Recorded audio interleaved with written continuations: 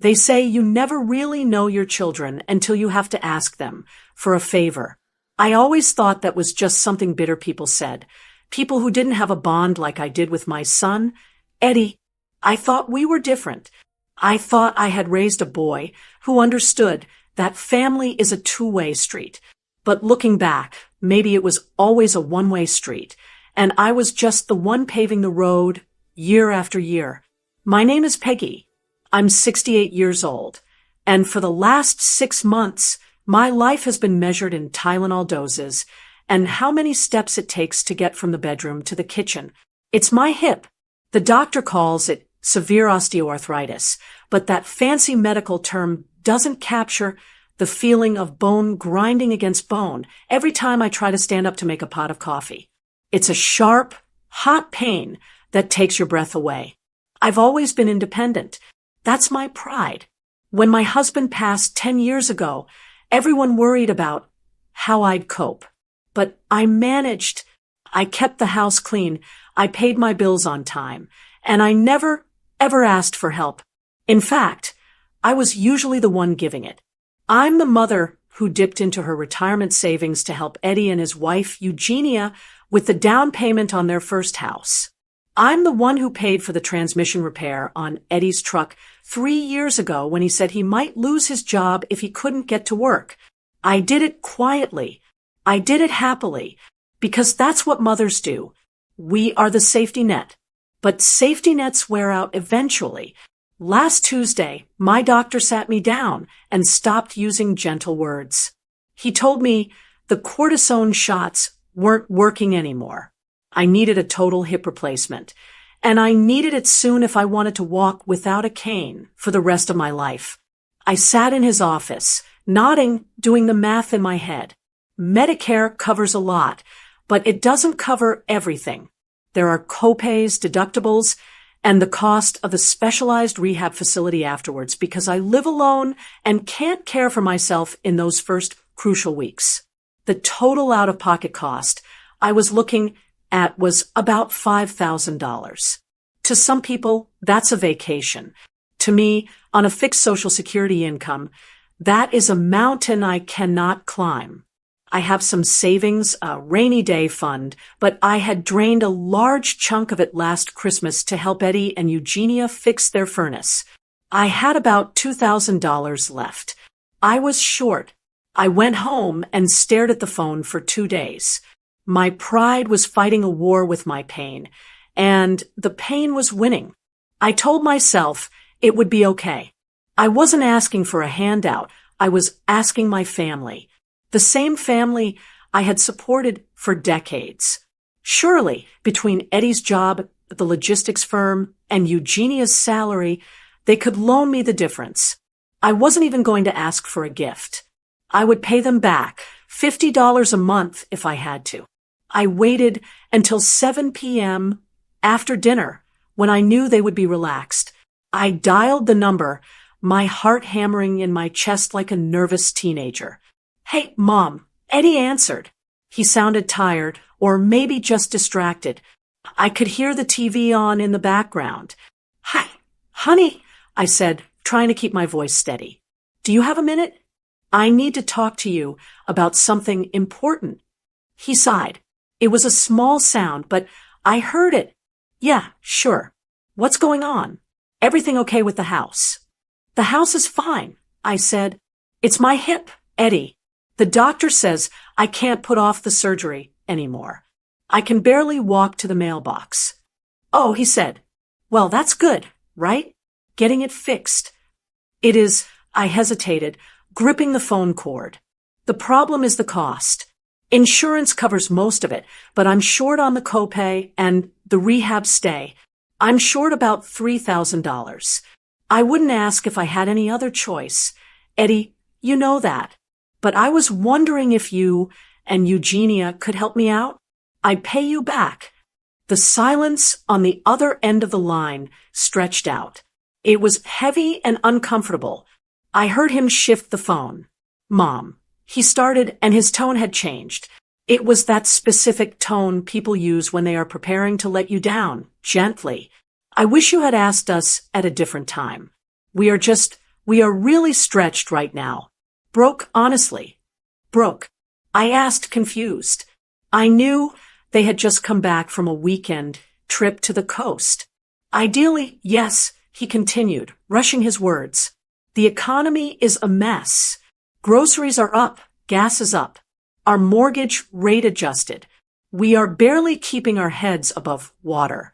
We just don't have $3,000 lying around. My heart sank. I felt a flush of embarrassment heat up my face. Oh, I didn't realize things were that tight. I'm sorry, Eddie. It's just a bad time, he said, sounding relieved that I was backing down. Then, I heard Eugenia's voice in the background. It was sharp and loud. Is that your mother? What does she want? She needs money for her hip surgery. Eddie mumbled, likely trying to cover the receiver, but he didn't do a good job. There was a shuffling sound, and suddenly Eugenia was on the line. She didn't say hello. She didn't ask how I was feeling. Peggy, she said, her voice crisp and impatient. Eddie is too nice to say it plainly, but we cannot fund your medical bills. We have our own future to think about. I understand, Eugenia, I said, my voice trembling. I just thought since I helped with the furnace last year.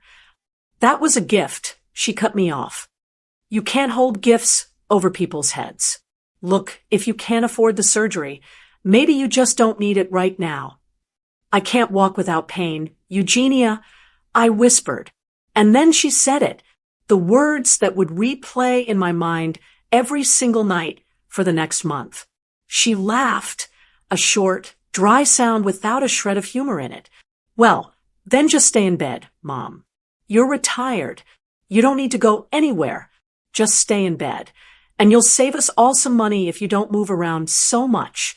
She didn't wait for a response. I heard the click, and then the line went dead. I sat there in my kitchen chair, holding the silent phone against my ear.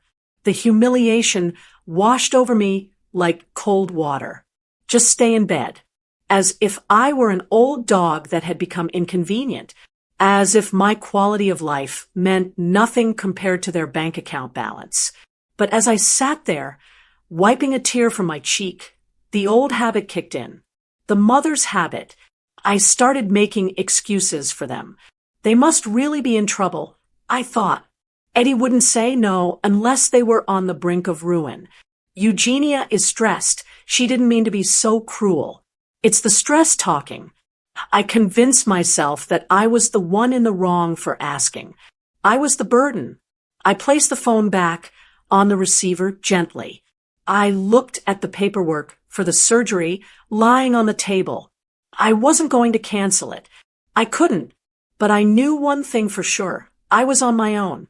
I would have to figure this out, even if it meant emptying every last penny I had to my name. Little did I know, while I was sitting there worrying about how to save the money, they were already planning how to spend theirs. I didn't sleep much that night after Eugenia told me to just stay in bed. I lay there in the dark, staring at the ceiling fan, listening to the silence of the house. My hip throbbed with a dull, rhythmic ache, a constant reminder that staying in bed wasn't a solution. It was a prison sentence. By the time the sun started peeking through the blinds, I had made up my mind. I wasn't going to beg. I wasn't going to call them back and plead my case. If they were truly broke, as Eddie said, then pushing them would only cause a rift I couldn't repair. A mother's job is to protect her children, not burden them. So, I decided I would handle it myself. The next morning, I got dressed slowly, wincing as I pulled on my slacks. I drove down to the bank, the same branch I've used for 30 years. I sat across from a young woman named Sarah, who smiled politely as I handed her my passbook. I need to close out my emergency savings account. I told her. My voice was calm, but my stomach was in knots. That account was my shield. It was money my late husband, Frank, and I had scraped together over decades. It was the roof leak money, the furnace breakdown money, It was the only thing standing between me and financial ruin if something went wrong with the house. Seeing that balance drop to near zero felt like walking out onto a tightrope without a net. Sarah typed away on her computer. "Are you sure, Mrs. Martinez? This account has a good interest rate.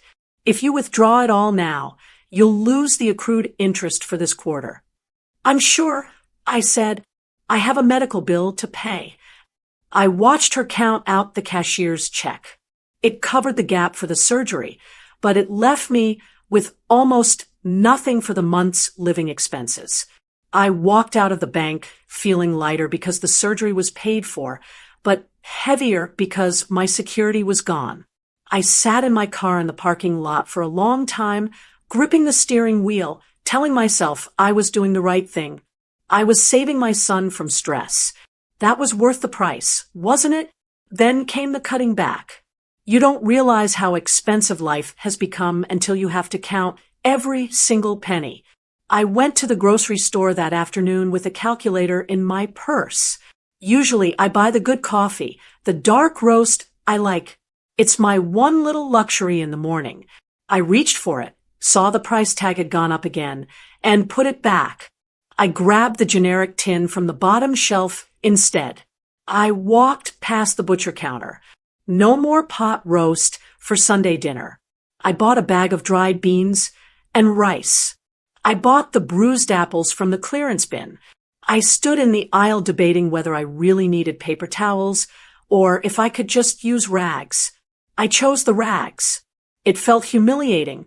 Honestly, I've worked my whole life. Frank worked his whole life. We played by the rules. And here I was 68 years old debating a $3 difference in laundry detergent because my hip had given out. When I got home, I made the phone call I had been dreading. I called the cable company. "I need to cancel my service," I told the representative. "We can offer you a bundle deal," he tried to argue. "We can lower your rate by $10. "I can't afford the $10, I said firmly. "Please just turn it off." The TV screen went black an hour later. That hit harder than the coffee. When you live alone, the voices on the television are sometimes the only company you have all day. Without it, the house felt enormous and hollow. I sat in my armchair, the silence pressing in on my ears, and I just cried. Not for long, just for a minute. I let myself feel the fear of being poor, truly poor, for the first time in years. But even as I sat there eating my beans and rice for dinner, my mind drifted back to Eddie. I looked at the picture of him and Eugenia on the mantelpiece. If I was struggling this much to scrape together $3,000, how bad must it be for them? My heart ached for my son. He had sounded so defeated on the phone. Broke, he had said. I imagined them sitting in their kitchen, looking at a stack of overdue bills, maybe afraid they'd lose their house. I felt a pang of guilt for even asking them in the first place. I should have known better. I should have sensed they were in trouble. Maybe I can help them. I thought. It sounds crazy. I know. Here I was drinking bad coffee and sitting in a silent house to save money, and I was plotting how to help the people who had just refused to help me. But that's the good mother trap. You can't turn it off. I thought once I get this surgery done and I'm walking again, I can go over there and cook for them a few times a week. I can bring them leftovers that will save them on grocery bills. Maybe I can offer to clean their house so they don't have to pay a service. I was already planning my own recovery around how to make their lives easier. I wanted to be the solution, never the problem. The next day, I called the hospital to finalize the booking. The surgery coordinator, a nice lady named Brenda, went over the details. "Now, Mrs. Martinez, we have you scheduled for Tuesday. For your recovery stay, we have a few options. Your insurance covers a semi-private room, which is shared with another patient. Or, for an additional $200 a night, you can upgrade to a private room. It's much quieter. You get your own bathroom, and the shared room is fine. I interrupted quickly. Are you sure? She asked. Hip surgery recovery can be tough. The shared rooms can be a bit active. A private room ensures you get better rest. I thought about the $200 a night. That was 2 weeks of groceries. That was the electric bill. No, the shared room is fine. I repeated, I don't need anything fancy. I just need to get walked out of here. Okay, semi-private it is, she said, marking it down. I hung up and looked around my living room. I had stripped my life down to the bare bones to make this happen.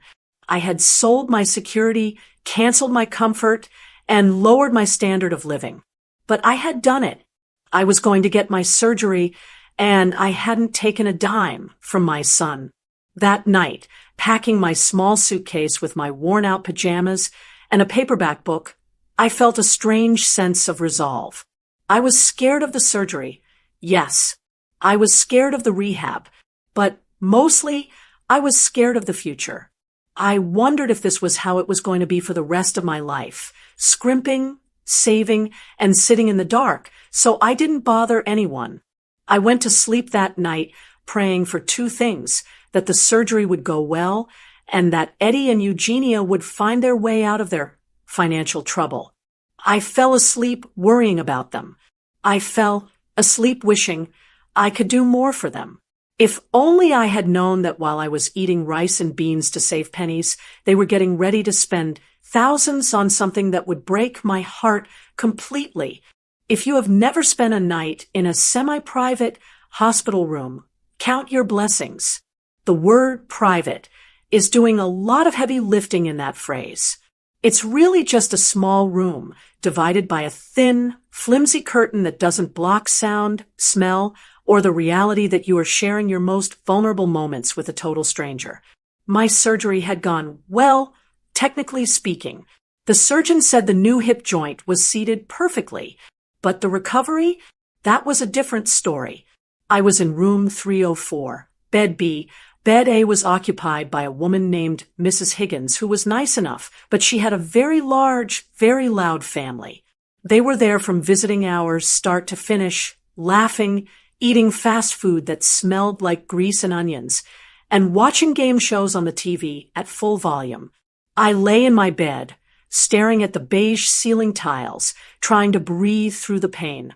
The nerve block was wearing off, and the deep, throbbing ache in my hip was waking up.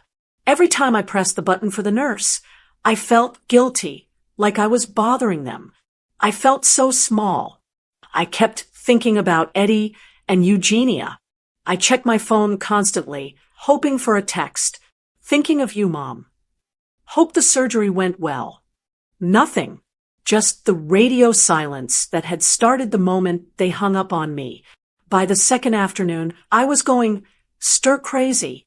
The noise from Mrs. Higgins' side of the curtain was unbearable. The nurse, a sturdy woman named Clara, came in to check my vitals. You need to move, Peggy, Clara said, checking my chart. Blood flow is key. If you don't walk, you don't heal. Do you feel up for a lap around the floor? I think I'd walk on broken glass just to get some peace and quiet. I joked, though it wasn't really a joke. Clara helped me sit up. The room spun for a second. The pain was sharp, but I gritted my teeth. I grabbed the walker, the ugly gray metal frame with the tennis balls on the bottom, and hoisted myself up. I shuffled out into the hallway, my hospital gown flapping slightly in the back, my non-slip yellow socks gripping the linoleum. I did my assigned laps. Shuffle, step, shuffle, step. I focused on the rhythm. I decided to walk a little further than usual toward the East Wing. I knew the hospital layout vaguely. The East Wing was the newer addition. It was where the administrative offices and the specialty suites were. It was usually quieter down there. As I crossed the threshold from the main ward to the East Wing, the atmosphere changed. The floors weren't scuffed linoleum anymore. They were a soft, muted carpet that absorbed sound. The lighting wasn't that harsh fluorescent buzz. It was warmer, softer. It even smelled better, like fresh coffee and flowers instead of antiseptic and cafeteria food. I was just about to turn around, feeling out of place in my tattered gown, when the elevator doors at the end of the hall dinged open. My breath hitched in my throat. Stepping out of the elevator were two people I knew better than anyone, Eddie and Eugenia. For a split second, my heart leaped. They came, I thought. They figured out I was here, and they came to surprise me. I almost called out to them. I almost waved. But then I froze. They weren't looking for room 304. They were walking confidently in the opposite direction, deeper into the VIP wing. And they weren't empty-handed. Eddie was carrying a massive bouquet of balloons, silver and gold ones that screamed, "Get well soon," in fancy script. Eugenia was holding a gift basket that looked heavier than my walker. It was wrapped in cellophane and filled with what looked like expensive chocolates, imported fruits, and a bottle of sparkling juice. I panicked. I didn't want them to see me looking like this. Unwashed hair, hospital gown, shuffling like an old woman. Instinct took over. I pulled my walker behind a large janitorial cart that was parked near a linen closet. I made myself small, my heart hammering against my ribs so hard I thought it would pop my stitches. They walked right past me. They were talking and laughing. They didn't look like people who were broke. They didn't look like people who were stressed about mortgages or groceries. They looked carefree. I peeked around the side of the cart. They stopped at the double doors of the corner suite, the presidential suite. The sign said it was the kind of room that wasn't covered by insurance. It was cash only, thousands of dollars a night, meant for executives and VIPs who wanted hospital care with hotel luxury. The door was propped open. From my hiding spot, I had a direct line of sight into the room. I saw her, sitting up in a wide, plush bed that looked nothing like my narrow cot, was Eugenia's mother, Beatrice. She wasn't hooked up to IVs. She wasn't in a cast. She was wearing a silk robe, a beautiful, shimmering pink thing. And she was reading a magazine. On the rolling table in front of her, there wasn't a plastic tray of hospital slop. There was a porcelain plate with a croissant, fresh fruit, and a real teapot. Eddie and Eugenia breezed into the room. "There she is," Eugenia announced, her voice bright and cheerful. "The patient of the hour." Beatrice looked up and smiled, putting down her magazine. "Oh, you two. You shouldn't have." "Nonsense," Eddie said. "I watched my son who told me he couldn't spare a dime, walk over and kiss his mother-in-law on the cheek. He set the balloons down. We wanted to make sure you were comfortable, B. How is the suite?" Eugenia asked, setting the heavy basket on the side table. "Is the bed soft enough?" I told them to bring the memory foam topper. "It's divine," Beatrice sighed dramatically. "Much better than home. I just needed this rest. The stress of the bridge club drama was just too much for my nerves. I was purely exhausted. I felt the blood drain from my face. My hands gripped the cold metal of the walker, so tight my knuckles turned white. Exhaustion? She was in a VIP suite for exhaustion? Eugenia laughed, patting her mother's hand. "Well, you deserve it, Mom. We told you, didn't we? Nothing but the best for you. We weren't going to let you recover in some noisy, shared room with the general public. You need your peace." The words hit me like a physical slap. A noisy, shared room with the general public. That was exactly where I was. That was where they had left me. "You kids are too generous," Beatrice cooed, reaching for a chocolate from the basket. "This must be costing a fortune." "Don't worry about the cost," Eddie said, waving his hand dismissively.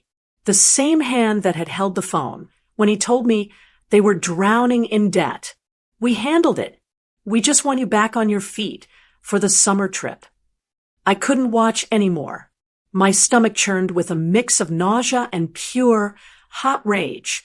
The room started to spin again. But this time it wasn't from the medication. It was from the betrayal. They weren't broke. They had never been broke. They had lied to my face. They had listened to me beg for help with a surgery I needed to walk, and they had turned me down so they could spend thousands on a luxury vacation in a hospital for a woman who was just tired. I had eaten beans and rice. I had sat in the dark. I had humiliated myself at the bank, all so they could buy silk robes and memory foam toppers for Beatrice. I slowly turned my walker around. I didn't storm in there. I didn't scream. I couldn't. I was too shocked. I shuffled back down the hallway, the sound of their laughter fading behind me, but echoing loudly in my head. The walk back to my room felt miles longer than the walk there. Every step was a reminder of my pain, and now a reminder of my worth in their eyes. I was the mother to be discarded. Beatrice was the mother to be pampered. I got back to room 304. Mrs. Higgins' family was shouting at the TV again. The room smelled like stale fries. I climbed back into my hard, uncomfortable bed and pulled the thin blanket up to my chin.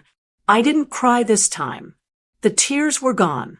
I lay there, staring at the ceiling, listening to the noise, but all I could hear was Eugenia's voice. Just stay in bed, Mom. You'll save us some money. And then I heard Eddie's voice. Don't worry about the cost. We handled it. Something inside me shifted then. It wasn't sadness anymore. It was something colder, something harder. The mother who wanted to cook them casseroles and clean their house vanished in that moment. They wanted to save money. Fine. I stared at the water stain on the ceiling tile and made a silent vow. I was going to help them save money.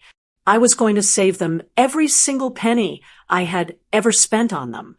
And they were going to feel every cent of it. I didn't storm into that VIP suite. I didn't throw open the double doors and demand an explanation. I didn't scream at my son or toss the fruit basket across the room. Old Peggy might have cried. Dramatic Peggy might have made a scene. But the woman standing behind that janitorial cart wasn't either of those people anymore. I felt something inside me snap, but it wasn't a loud break. It was quiet. It was the sound of a lock clicking shut. I turned my walker around and shuffled back to my room. The hallway seemed longer than before, but my head was clearer. For years, I had told myself I was being a supportive mother. I told myself that my sacrifices were just what you did for family. But as I lay back down in my bed, listening to the noise of the ward, I finally admitted the truth to myself. I wasn't a safety net. I was a doormat. And the thing about doormats is that people don't just step on them. They wipe their feet on them before walking into the comfort of a room they actually respect. I checked out of the hospital 2 days later. No one came to pick me up. Eddie didn't call. Eugenia didn't text. I called a taxi service that specializes in medical transport. The driver, a kind man named Samuel, had to help me get my walker into the trunk. It cost me $45 plus tip. Money I shouldn't have been spending, but I paid it without a flinch. When I got home, the house was stuffy. It smelled like stale air and old dust. It was the smell of a life that had been put on pause. I sat down at my kitchen table, still wearing my coat, my hip throbbing with a dull, persistent ache. I looked at the mail piled up on the counter. Bills. Flyers. More bills. Usually when I get home from a trip or a procedure, I rest. I put my feet up. But not today. A cold energy was moving through me. I reached for the old accordion file box I keep on the bottom shelf of the pantry. It's marked Family Finances. It's dusty because I don't like to look at it often. It reminds me of how much I give and how little I keep. I dumped the files onto the kitchen table. I put on my reading glasses and started digging. I wasn't looking for spare change. I was looking for evidence. I needed to see exactly how much of my fixed income was actually fixing their lives. The first thing I found was the insurance policy. For the last 5 years, I have carried the family bundle for auto and home insurance. It started when Eddie lost his job a few years back. He had asked me to put their cars and their home on my policy to get the multi-generational discount. He promised to pay me back the difference every month. I pulled out the calculator. The total premium was $450 a month. My share for my old sedan and my small house was about $150. Their share for their 2 newer cars and their larger home was $300. $300 a month. I checked my bank statements. I scrolled back 3 years. I saw sporadic transfers from Eddie, $50 here, $100 there.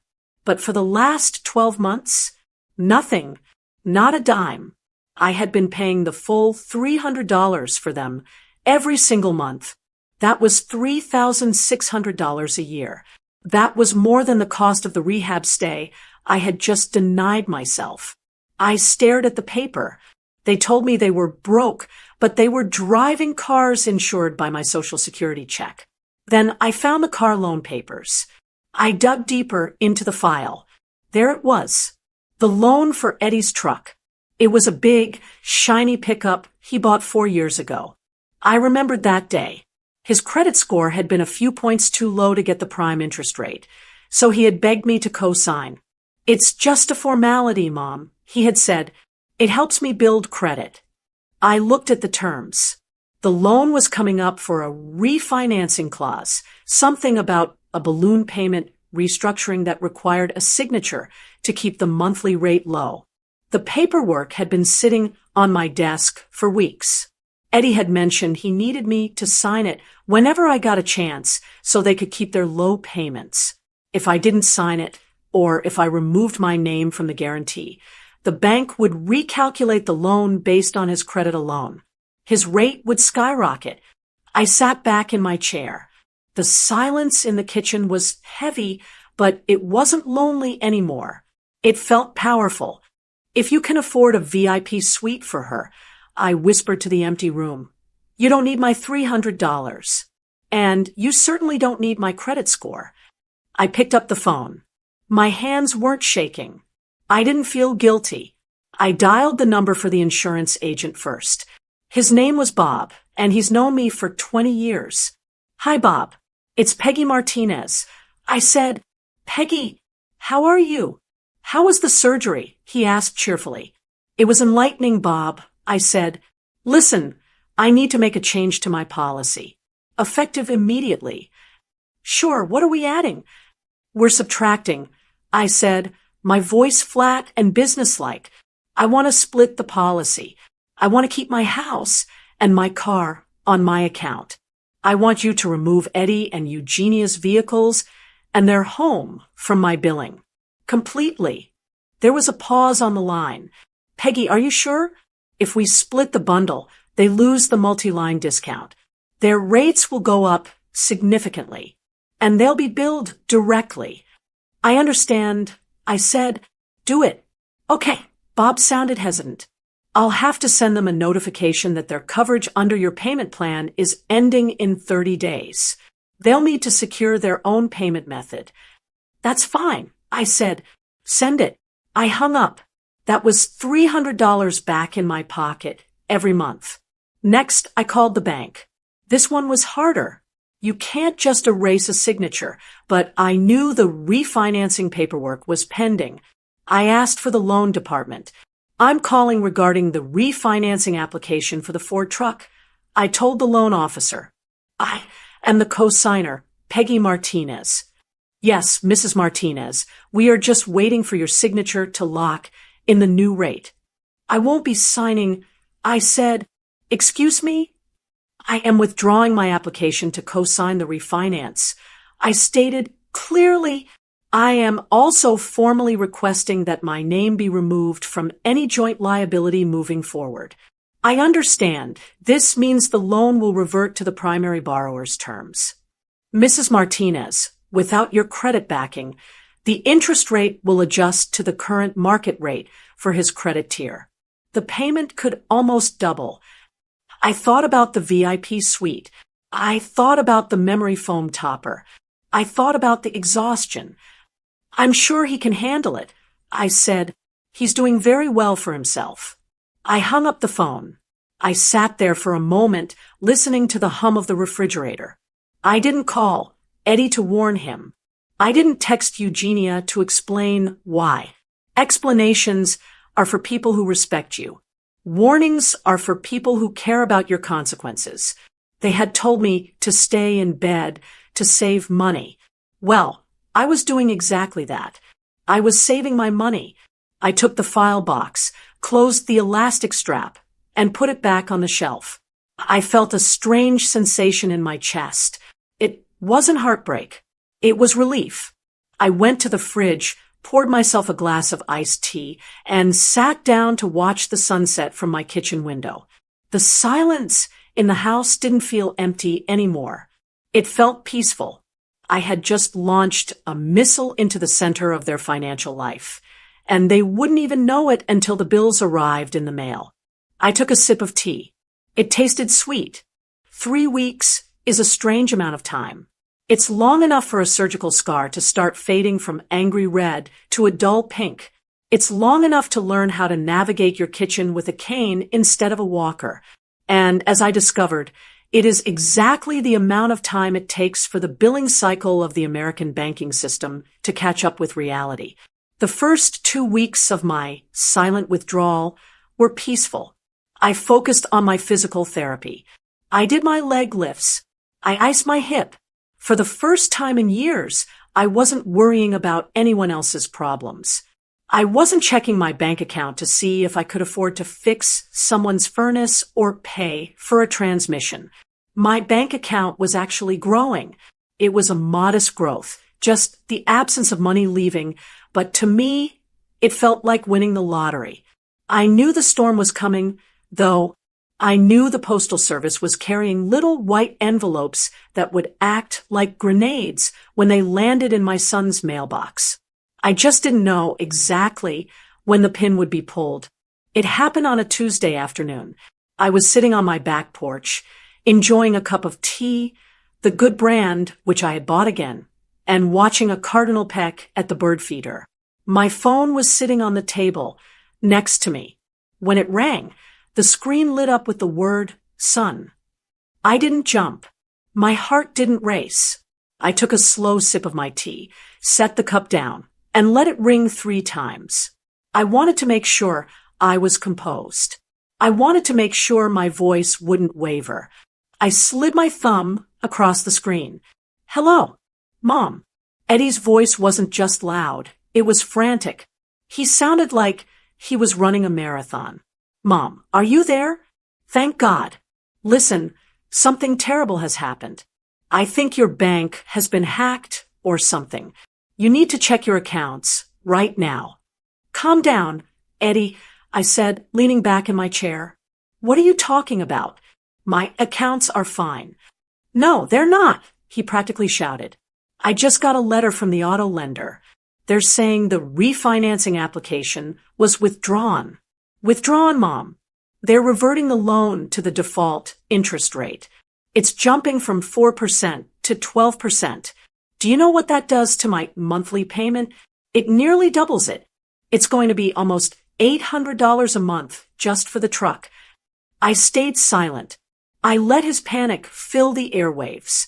And that's not even the worst part. He continued, not waiting for me to speak. I got a notification from the insurance company today.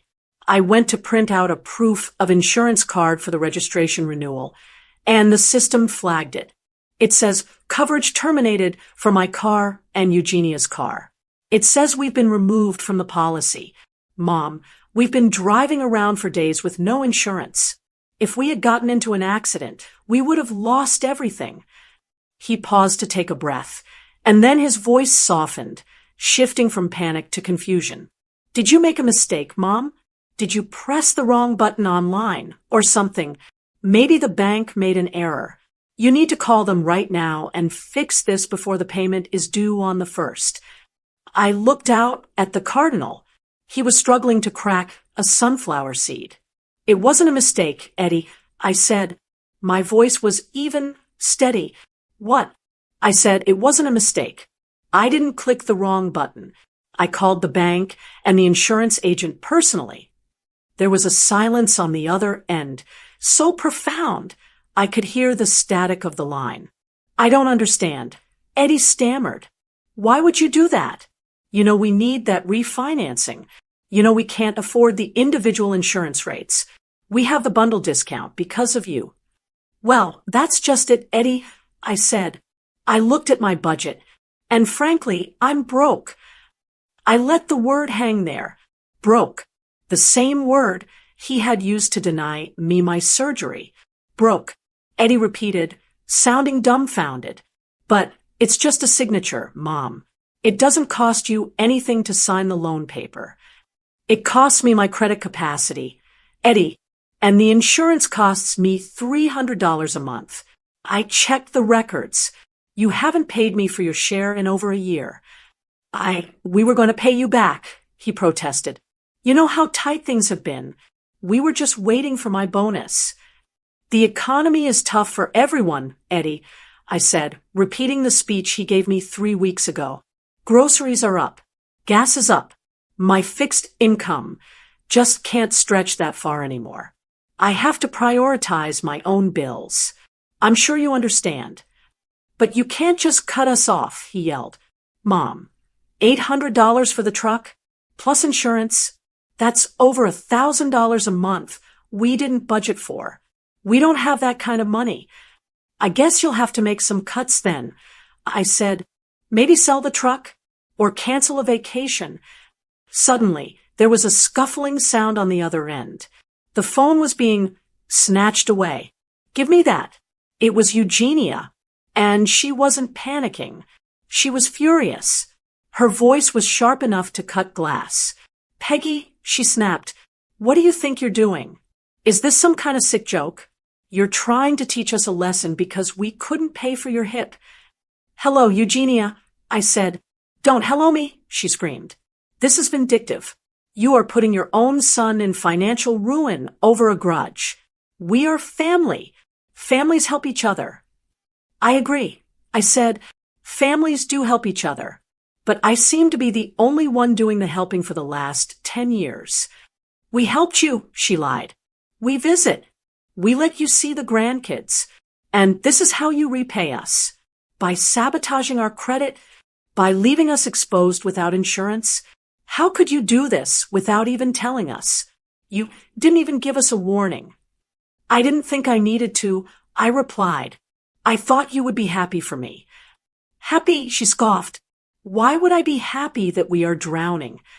Because I'm following your advice, Eugenia, I said, my voice dropping an octave, becoming deadly serious.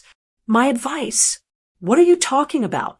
You gave me some excellent financial advice 3 weeks ago, I said. Do you remember? I asked for help, and you told me exactly what to do. I took a breath. I wanted to make sure I got the words exactly right. You told me to just stay in bed. You said, you'll save us some money if you don't move around so much. Well, Eugenia, I took that to heart. I'm staying in bed. I'm staying right here in my little house. And by cutting off your insurance and your loan, I am saving myself a lot of money. Just like you said. The line went dead silent. She remembered. I knew she remembered because the rage in her breathing stopped, replaced by a sudden, shocked gasp. You're doing this because of what I said? She whispered. I'm doing this because if you have enough money to put your mother in a VIP suite with champagne and memory foam, you certainly have enough money to pay for your own car insurance. I said, I saw you, Eugenia. I saw the balloons. I saw the suite. So don't tell me you're broke. You're just broke when it comes to me. Peggy, wait, she started, her voice suddenly trembling. I have to go now, I said. I'm very tired. I think I'll go take a nap. It's free after all. I pulled the phone away from my ear and pressed the red button. The call ended. I sat there in the silence of my backyard. My hands were shaking a little bit now, but it wasn't from fear. It was the adrenaline of finally, after all these years, standing up. I looked at the cardinal again. He had finally cracked the seed open and was eating the kernel inside. I finished my tea. It was the best cup of tea I had ever tasted. I didn't have to wait long. Desperation has a way of making people move fast, especially when their lifestyle is on the line. Less than 20 minutes after I hung up the phone, I heard tires screeching in my driveway. It wasn't a polite arrival. It sounded like a panic attack on four wheels. I was sitting in the living room, my cane resting against my knee. I hadn't moved. I hadn't turned on the lights, even though the evening shadows were stretching across the floor. I wanted them to see me sitting in the dim light. I wanted them to see exactly what staying in bed looked like. The pounding on the door was aggressive. It rattled the frame. "Mom, open up. We need to talk." It was Eddie. His voice cracked, sounding more like a frightened teenager than a 40-year-old man. I took my time standing up. I gripped the handle of my cane and walked slowly to the door. I didn't rush. I unlocked the deadbolt with a loud, deliberate click and swung the door open. They stood there on the porch, breathless and flushed. Eddie looked like he hadn't slept in a week. His hair was messy and his shirt was untucked. Eugenia was standing slightly behind him, her arms crossed tight over her chest, her face twisted into a scowl that was equal parts anger and fear. "You can't do this," Eddie blurted out before I could even say hello. He stepped into the foyer without asking, forcing me to back up. "Do you have any idea what you've set in motion?" The bank called again on the drive over. "They are threatening to repossess the truck by Friday if the financing isn't secured." "Friday, Mom? I use that truck for work. And the insurance." Eugenia chimed in, stepping inside and slamming the door behind her. "We got an email saying we are uninsured as of midnight. Do you know how illegal that is? You are exposing us to liability. If we get into a fender bender, we lose everything."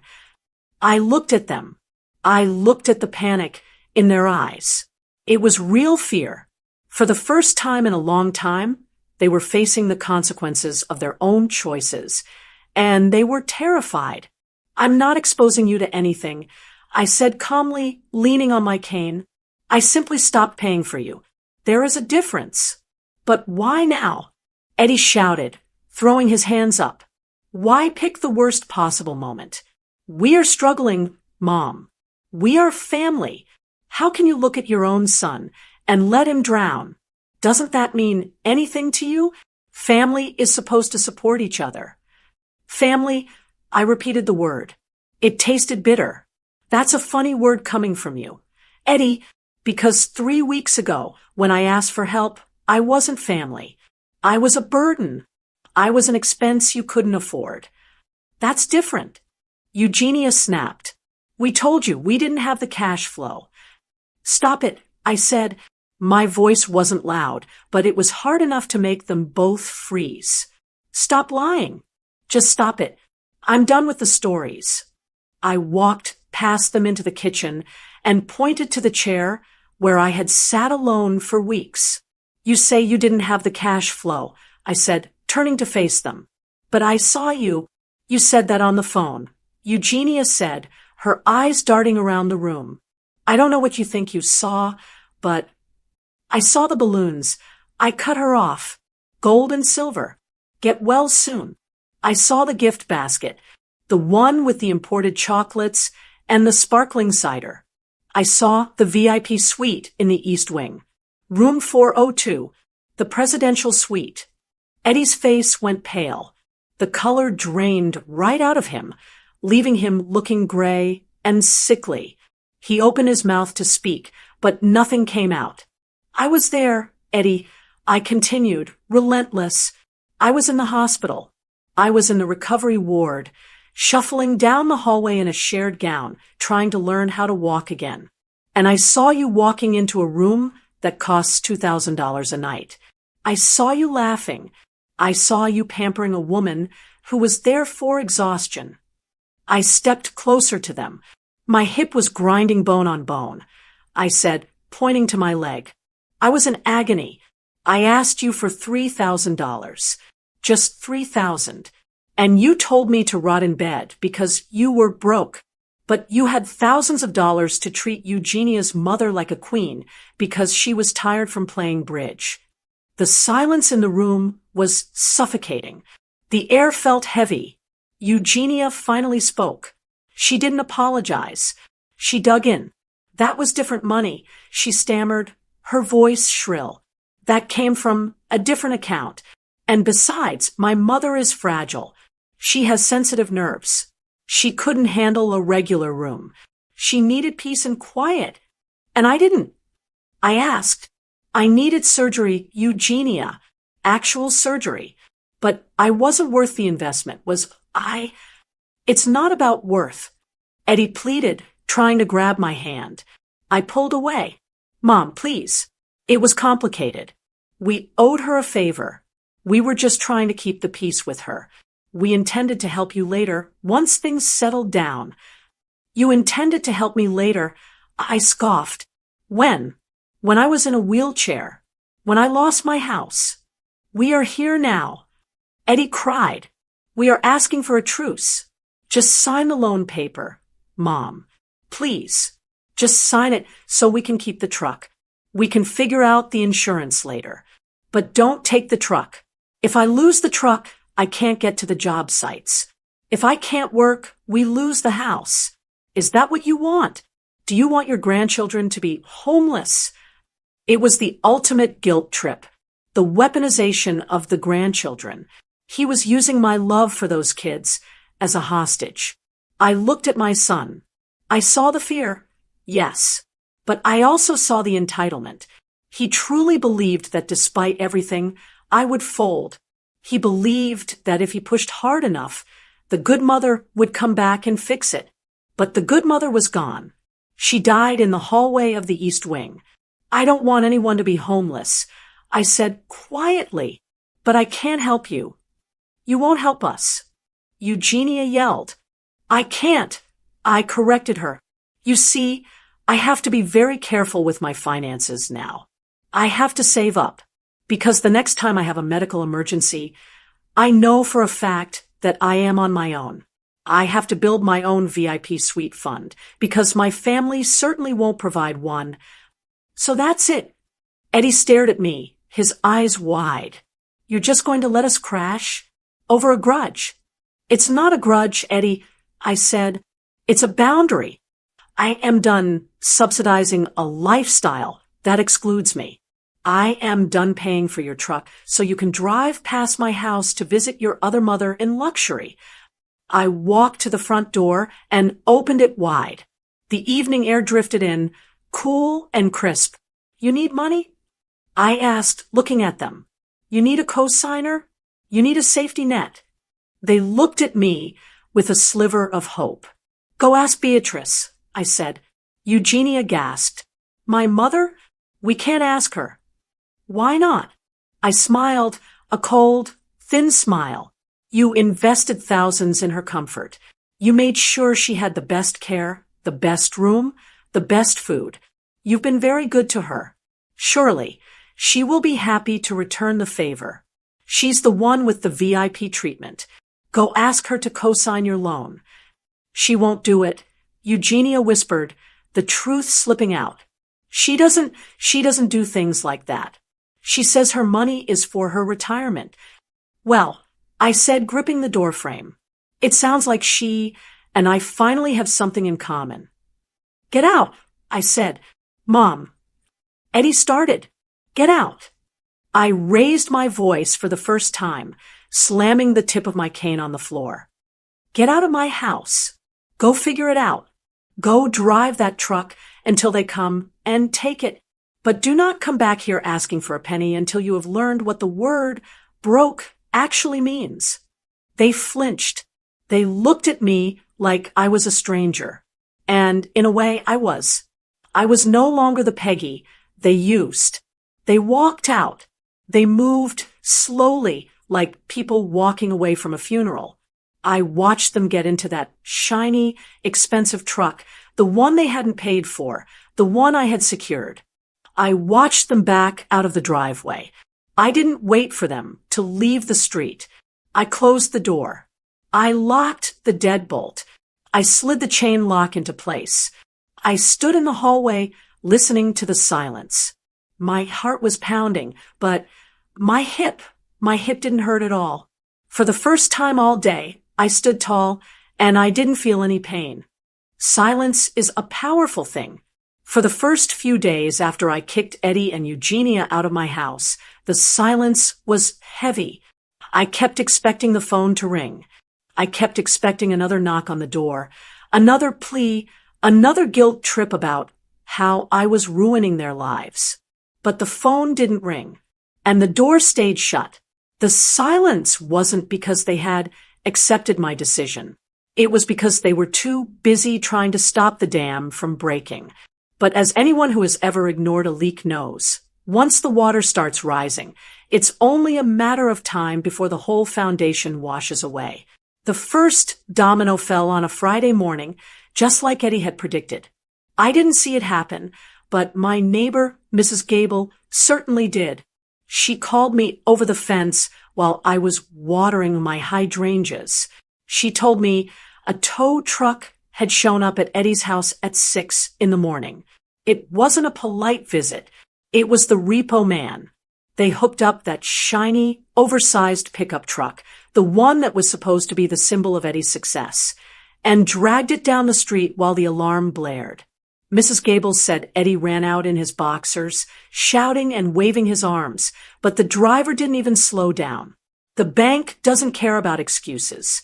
The bank only cares about the signature on the line, and mine wasn't there anymore. Without the truck, Eddie couldn't get to his construction management sites. He tried to rent a car, but with his credit score tanking because of the missed payments and the repo on his record, the rental agencies wanted deposits he couldn't afford. He missed 3 days of work. By the next Tuesday, he was let go. That was the second domino. The third one was the house. They had bought a place they could barely afford on 2 incomes, assuming that the family safety net, me, would catch them if they slipped. But with Eddie out of work and the insurance bills piling up on Eugenia's credit card, they couldn't make the mortgage. They didn't even make it to foreclosure. They panic sold. They put the house on the market for a quick cash sale, which is real estate talk for, "We are desperate. Please take this off our hands." They sold it for less than they owed. After paying off the bank and the fees, they walked away with nothing but a few boxes of clothes and the bitter taste of failure. And that is when the real tragedy, or perhaps the comedy, depending on how you look at it, began.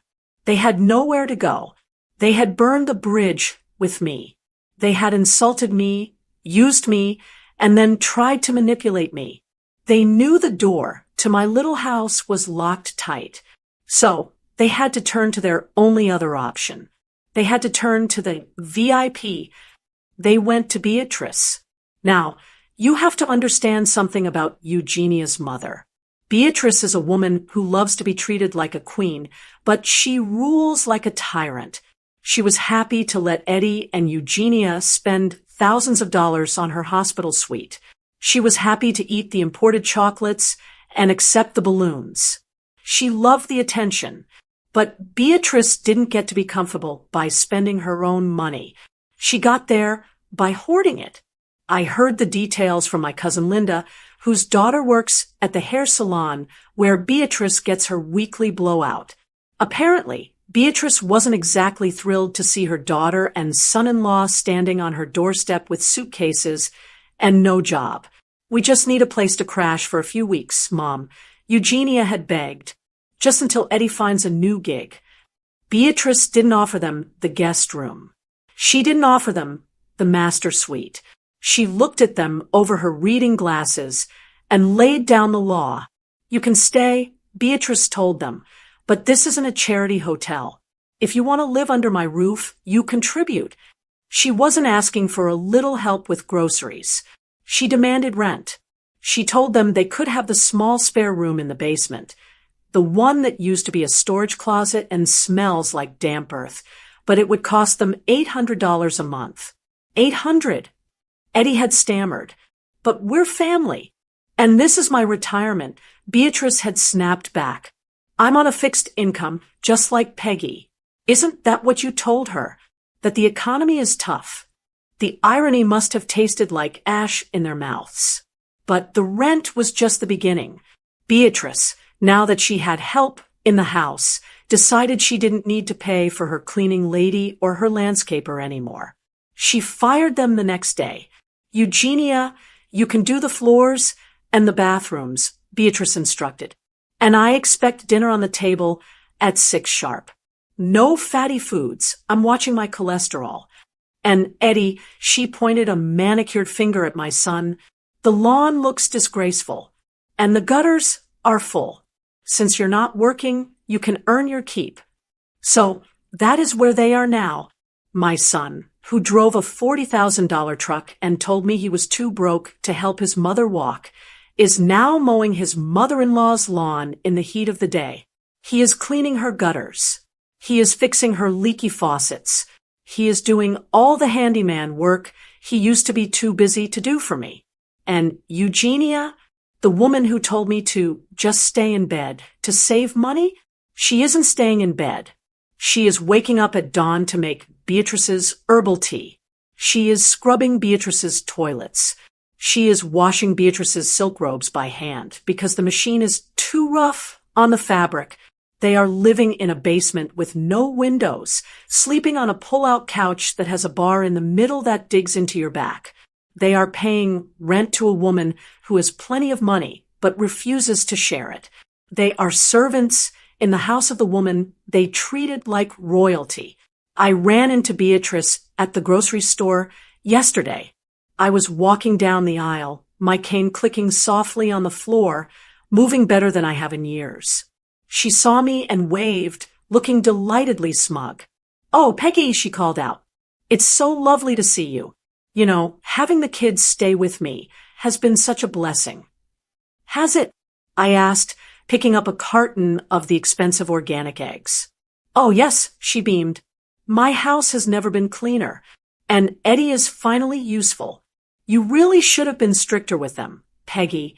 They just needed a little discipline. They wait on me hand and foot. It's the least they can do after all the stress they caused me." She didn't know the whole story. She didn't know why they were there.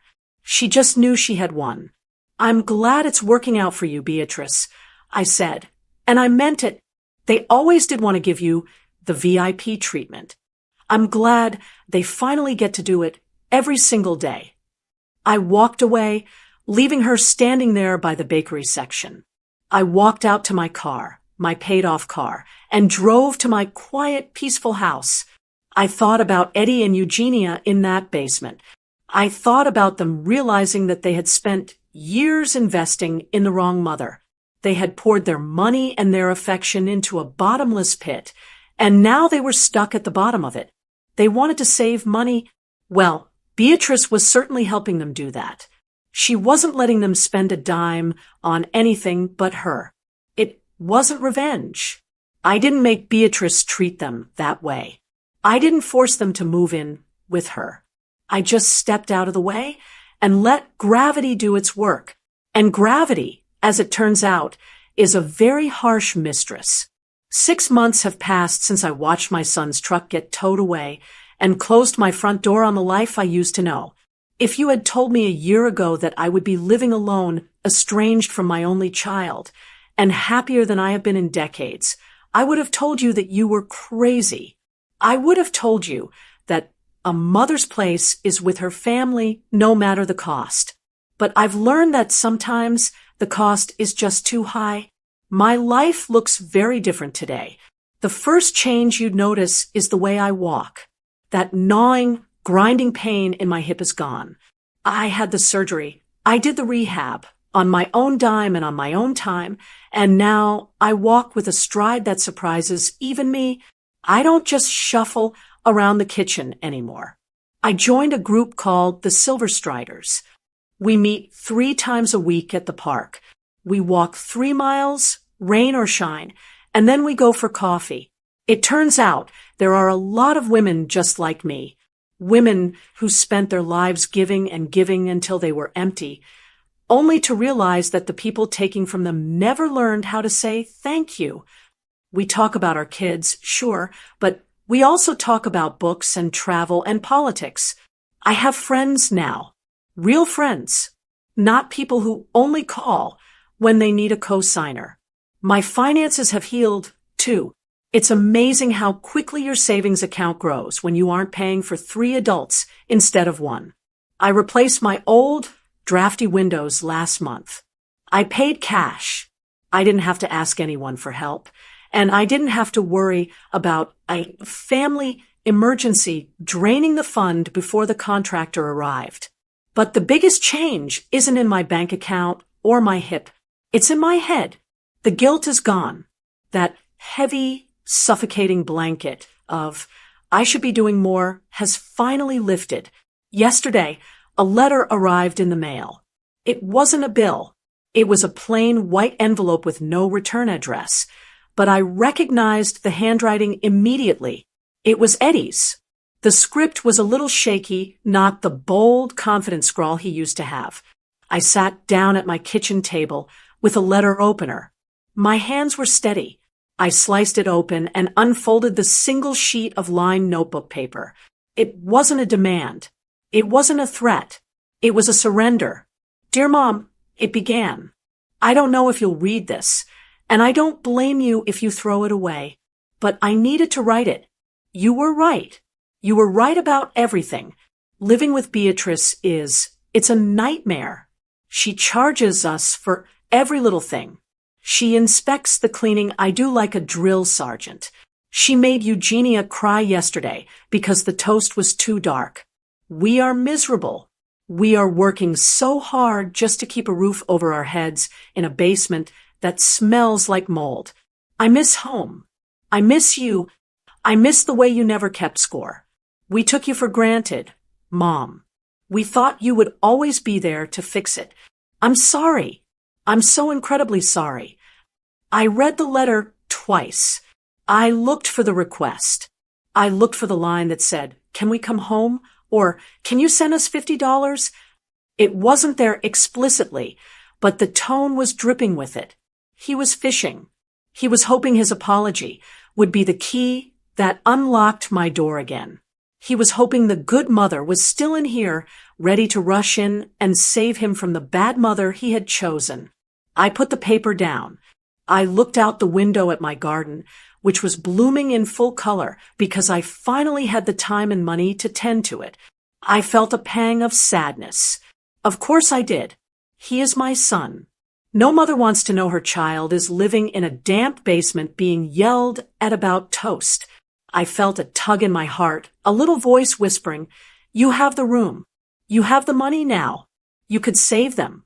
But then I remembered the VIP suite.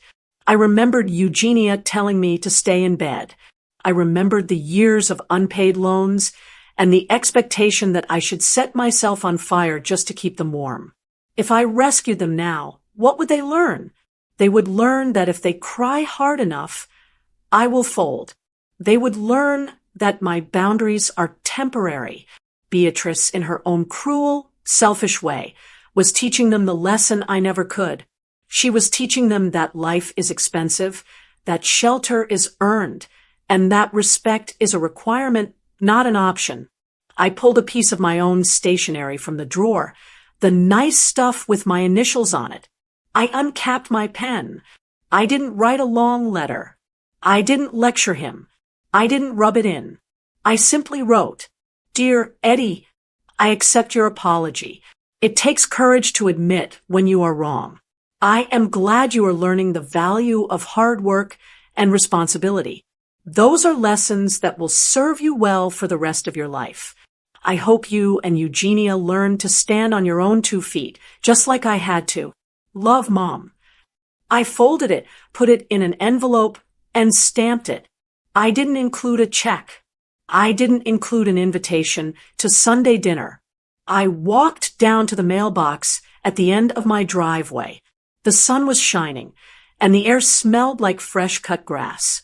I dropped the letter in the slot and listened to it fall. It was the sound of a chapter closing. I checked my watch. It was 11:30. The Silver Striders were meeting for lunch at that new Italian place downtown. I had heard their lasagna was excellent, and I was going to order the big piece with a side of garlic bread and a glass of wine. I grabbed my purse and my keys. I took a deep breath, filling my lungs with the sweet, clean air of freedom. I used to think my job was to be the savior. I used to think my worth was measured in how much I could endure for others. But I know better now. You cannot save people who are determined to drown you. And you certainly cannot afford to pay for someone else's luxury while you are paying for your own survival. Your boundaries are the most expensive thing you own. Don't let anyone bankrupt them. Did you like the story? And which city are you listening from? Let's meet in the comments.